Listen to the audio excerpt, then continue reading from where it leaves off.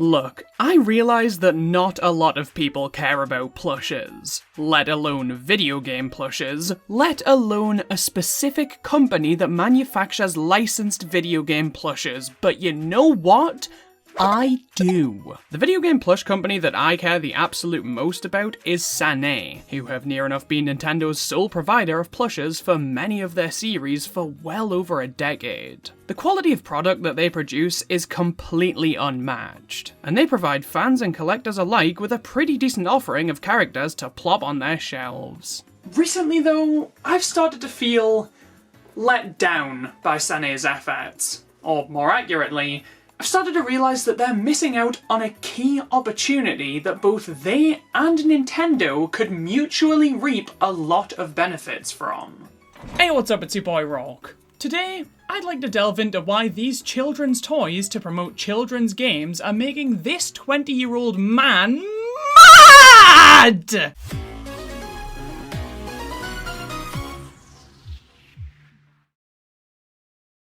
Alright, come on then. What's the deal? What beef could I possibly have with a relatively obscure Japanese company who makes licensed stuffed toys for Nintendo? A lot, actually. For those unaware of Denne's work, they're primarily known for their many sets of Mario plushes, and they've made over a dozen different plush sets based on games and characters from this franchise. They started out with a Super Mario Sunshine set, and expanded their portfolio over the years with sets for Mario Party 5, Yoshi's Island DS, New Super Mario Bros. Wii, Super Mario Galaxy, a general Super Mario set, Super Mario 3D Land, New Super Mario Bros. U, Luigi's Mansion 2, Super Mario 3D World, the Super Mario All-Star line, Super Mario Odyssey, Super Mario Maker 2, and Dr. Mario World. That is a lot of plushes, and they've also dabbled in other series over time as well, most prominently Kirby, Pokemon, and Splatoon. They've built up an impressive library of plush sets over the years, but did you notice how few of them were from more modern games? Since the Super Mario 3D World set in 2013, we've only had 3 Mario sets that were dedicated to a specific game. And within each of those sets, there are less than 5 plushes. So, my first big issue with Denne's output is the lack of game-specific representation. This issue is broken down into 2 sub-issues, if you will. The games they have made plushes for, and the games they haven't, because you simply cannot win with me. For most of the series they make plushes for, a lot of new games can come and go without any new plushes being made by Denne, and that seems really strange to me. It's particularly weird because for some series, they do make new plushes for new games, usually within the same year the game releases. Take a look at their output for Splatoon, Kirby, and Pokemon. Splatoon 3 releases, and we get plushes of Shiver, Fry, and Big Man. Kirby and the Forgotten Land releases, we get Bandana Waddle Dee, Elfilin, a Woofy, and a whole slew of Mouthful Mode Kirby variants. And don't even get me started on when there's a new generation of Pokemon. This is great, straight up. Having this merge release so close to each respective game is great for both Denne and Nintendo, but I'll delve into that more in a little bit. But doesn't knowing that these series get this treatment make stuff like the Mario series representation feel a lot more strange? Super Mario Bros. Wonder released in late 2023 and has since received 1 plush. Elephant Mario, and that's it. Let's not even acknowledge the fact that every mainline Mario game in the 3DS/Wii U era got an entire set. I've got time to whine about that later. No matter how you slice it, only releasing this 1 plush for the game is a baffling move. It honestly would have been less strange if they didn't even bother releasing any plushes for the game, because having Elephant Mario comes with the expectation of Elephant Peach, Elephant Toad, Elephant Daisy. At the bare fucking minimum you'd expect a Luigi variant, but nope. Elephant Mario. Take it or leave it. Series like Animal Crossing and Pikmin get releases when a new game comes out, but they're far from perfect if you ask me. Pikmin is the closest to what I'd expect Denne's support to look like. Pikmin 3 comes out, boom, plushes of the Winged Pikmin and the Rock Pikmin. Pikmin 4 comes out, Ice Pikmin, Glow Pikmin, Ochi, Moss, the gang's all here. But Pikmin 1 and 2 had plushes for not only the Pikmin, but they're captains too. Olimar and Louie received plushes, so why didn't the captains from Pikmin 3? They're about as well suited to the plush format as Olimar and Louie, not to mention, they'd just be cool to have. I kind of get why Pikmin 4 didn't do this though, with the player character being customizable, but there's still plenty of potential for members of the Rescue Corps to get plushes, just for example. The bigger sin, in my opinion though, is the fact that Bulborb is the only enemy that ever received a plush. The enemies in Pikmin have such fascinating designs, and I think a lot of them would work really well in plush form. Why not take that leap? Animal Crossing is in a similar situation. We've got most of the major special characters covered, especially thanks to the New Horizons line, but we're still missing a few notable ones like Harvey, Red, Cobber and Booger, Wisp, just to name a few. I do understand them being choosy about the regular villagers though, because holy shit, trying to make a plush for every frog and monkey you can meet in those games would be way too much. I need to get back to Mario though, because the recent sets annoy me. Dr. Mario World, Super Mario Maker 2, sure, you've got the main ones you need. I'd argue there was more that could have been done with these games, but you got the necessities down. The Mario Odyssey set, however... What the fuck happened here? You've got Cappy, awesome, and a no-brainer to turn into a plush. You've got Mario, a really unique take on the character, a wedding variant, Wedding Peach, and... oh, that's it. So, just so we're all clear on this, that's it. No Pauline, no Broodals, no Madame Brood, no Tiara, no Glydon, no Kukateel, no Toasterinians, or Chivarians, or Bublanians, or Newdongas. Wait, no, that... never mind. Point is, I could be biased, but this game has so much potential for really cool plushes. Hell, if they really wanted to, they could have just gone the Kirby and the Forgotten Land route and released plushes of a load of Mario's captures. That's easy money, but nah.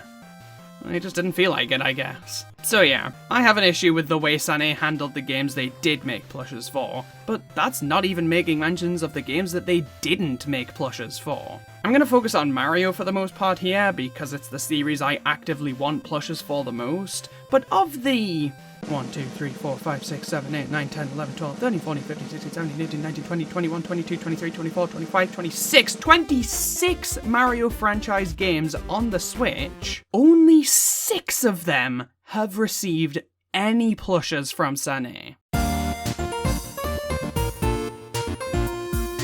In all fairness, a couple of other games have received plushes from other companies, but that doesn't really detract from my point here at all. There is so much potential for them to have done more here. Let me just list a few quick and easy examples that really wouldn't have taken them all that much effort to make. So, WarioWare. Do a reskin of your already existing Wario plush. Tropical Freeze, give us Dixie Kong, give us Cranky Kong, maybe give us a couple of enemies. The Mario Sports games, do Mario variants for each game's default outfit, maybe a Luigi variant too. With the size of the rosters in these games, 1 or 2 off plushes would be a lot more excusable than they are for Mario Wonder. Bowser's Fury, give us Fury Bowser, Giga Cat Mario, both of which could be reskins. Luigi's Mansion 3, give us Gooigi, easy reskin, maybe a couple of ghosts, and for the love of God, give us Professor Egad already! And that's just the easy stuff. Mario RPG is ripe for plush making, even if you just wanted to go with the main party members. For games like Mario Kart, if they wanted to, they could give us a plush for every character on the roster. They don't have to be in carts or anything, just having the characters at all is enough. If we want to cover the wider Nintendo universe, do a similar thing for Smash Bros. Give us a Smash Brothers All-Star Collection. I know that'd be harder seeing as there's a lot more companies involved, but you could at least give us all of the Nintendo-owned characters. The point is, and this was a very roundabout way of getting here, but I think my examples were pertinent, Sané could be doing way more with the properties they have access to than they are. This is particularly bothersome because of what I mentioned earlier, with most of the mainline Mario games from the Wii onward receiving plushes. Tell me, why does New Super Mario Bros. Wii get its very own plush set, with all 4 playable characters, a fire variant of Mario, and all 4 rideable Yoshis. Why are nearly all of the other characters in the entire game covered by the general Super Mario series plush set, while Super Mario Bros. Wonder gets 1 plush? Why? But then again, Galaxy 2 didn't even get plushes, which is criminal, by the way, so maybe this has always been a problem they've had. Okay, I went on about that for more than long enough, so what's my second problem with Denne? Well, this one's kind of nitpicky, but it's their handling of legacy plushes. Or rather, their lack thereof. For stuff like the general Mario series plushes, or their really early Kirby plushes, I get not wanting to have those super readily available, because they have the All-Star collections. I think some of the plushes in the older sets are better than their All-Star equivalents, or at the very least unique enough to merit keeping around, but that's neither here nor there. For the most part, not keeping those sets around makes a lot of sense.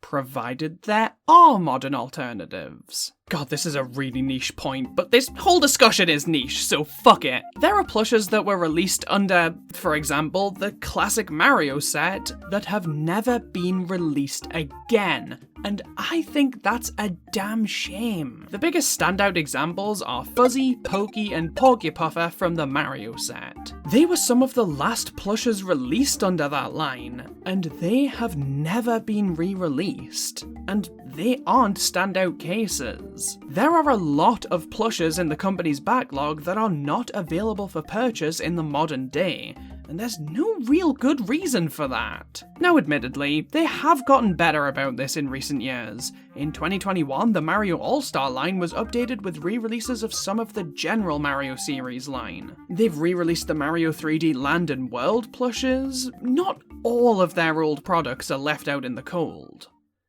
But what about the new Super Mario Bros. U set? What about the Super Mario Galaxy set? It might seem superfluous to complain about these sets not being readily available, but they had the perfect excuse to make them readily available. Both of these games saw re-releases on the Switch. You had a golden opportunity to resell those plushes, and make money from the hype surrounding the release of the games, but again, you just decided not to? Even though, except Nabbit, who ended up getting an All-Stars release anyway, all of the characters in these sets are just reskins of plushes they already currently had available? The only possible excuse I can come up with applies to only one plush. B. Mario. His helmet is plastic, so that could have made him harder to re-release. But that's a really flimsy excuse. Not to mention that it doesn't even remotely hold water. The original Olimar and Louie plushes from back in 2004 or whenever had suits made from a very similar material. So you know what they did when they wanted to re-release them?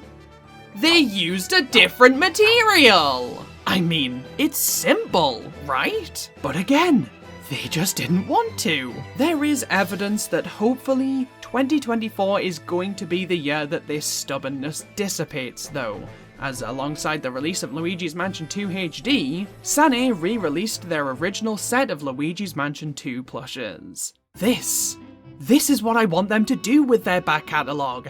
This proves that they can do it. An opportunity presented itself, and they took it! Was it really that hard? I know it's absurd to be this upset about it, but I don't care! I love Denne's work, and even though I haven't bought nearly as much of it as I would like to have, it would be reassuring to know that for any older plush that I really wanted, I wouldn't have to go to eBay and pay hundreds of pounds to get my hands on it. Hem! And I know what you're thinking. Well, Rourke, if you're so passionate about these plushes, then why haven't you been buying them? Well, first of all, I'm a student. I still have yet to financially recover from a chicken sandwich I bought 4 months ago. Second of all, I have. They're here, here, here, here, and here. And thirdly, I would love to be buying more of their plushes. If I fucking could! My third and final major issue with SNE is the availability of their products. Availability is one of the single biggest issues with SNE, and I'd argue that's been the case for pretty much their entire reign as Nintendo's primary plush manufacturer. They make a lot of plushes, but they make it needlessly difficult for you to actually get your hands on them. Let me explain. So, the only official places you can buy 99% of their plushes in person is at one of the Nintendo stores, in either New York or Japan. I live in the UK, and my 2020 trip to New York was cancelled because the world collapsed in on itself. This is not an option for me. They sell the odd few here in the UK, a couple of common Mario plushes, a handful of the Animal Crossing ones, Kirby, just Kirby, but that's about it. So if I want to buy any plush of theirs, I have to import it from Japan through a third-party retailer. Not even directly from SNE, from some other company like Mega Japan or AmiAmi. I have to pay import fees, crazy delivery prices that almost double the price of my order, and then I have to wait a month for it to arrive. All of that just for a Louis plush. And is that worth it? Fucking... Yes, but that's not the point! That is far too much hassle to go through to get your hands on one of these plushes, especially when you realise that their actual target demographic is kids! People the same age I was in 2008 when the Mario Galaxy set released. No wonder I didn't get my hands on B Mario despite how much I wanted to. I didn't even know Japan was a place, let alone somewhere I could import plushes from. And I couldn't go to a third-party website and import it through them because I was too busy being 6 fucking years old! What's the point in selling these products if 95% of the people you want to buy these products are not able to buy these products? This isn't even just me being whiny. This is bad business. It's stupid! Yeah. So, there you have it. That's why I don't like what SNE have been doing recently. Which is to say, I do like what SNE have been doing recently, I just want them to do it more, and I want them to make it easier for me to buy the things that they're trying to sell.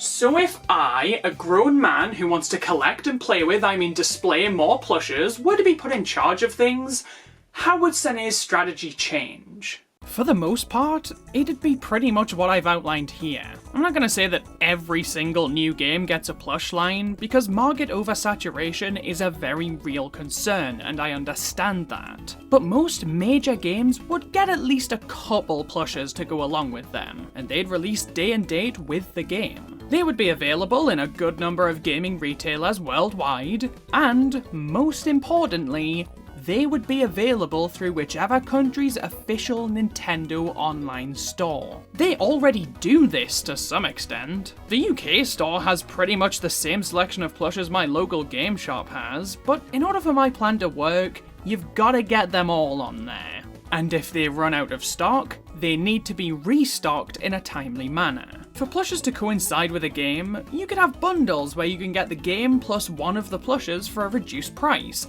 the whole plush set together for a reduced price, or let people pick and choose their favourites individually. If a game with an already existing plush set gets re-released, say New Super Mario Bros. Wii, then that plush set gets added to the store, maybe be modernised, and maybe with a couple of new plushes thrown in for good measure. Other older plushes should also be available through whichever series All-Star collection, and new plushes should be added to those collections more regularly than once every 2 years. Not necessarily just be old characters, get some new ones in there. This fixes all 3 issues: the lack of representation, the lack of legacy support, and the lack of availability. And it shouldn't be too hard to maintain because at the end of the day, they are plushes.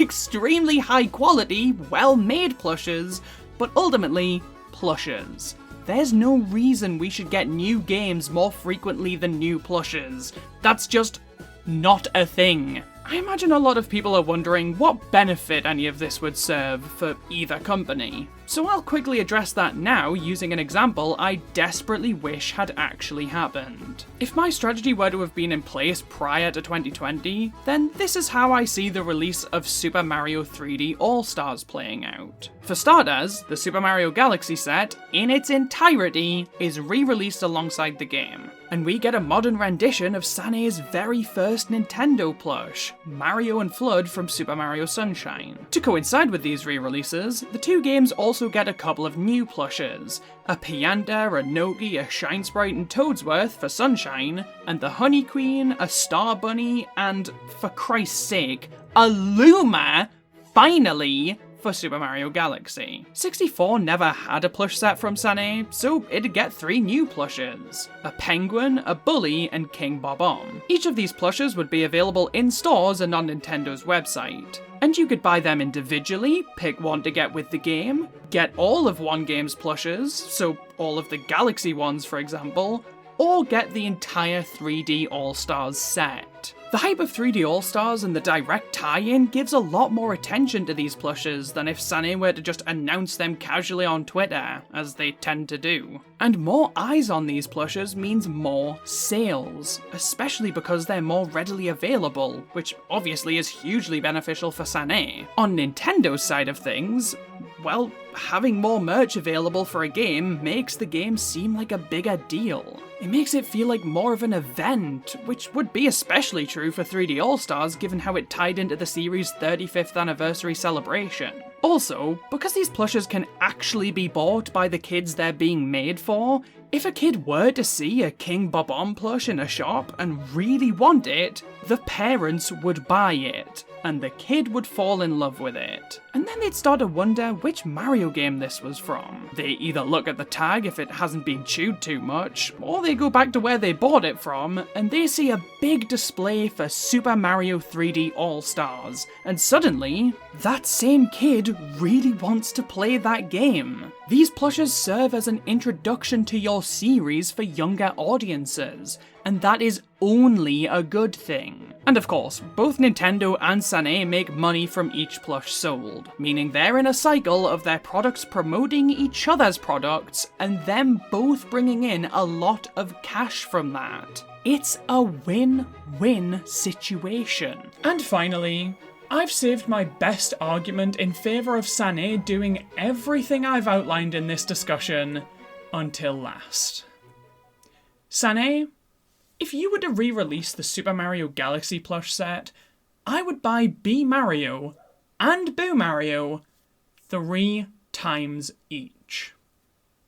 No joke, I would buy 3 of both of those plushes, and all of the money from me doing so would go to you and Nintendo, instead of some arseholes on eBay who want me to spend an accumulative £300 on these things. How did you let this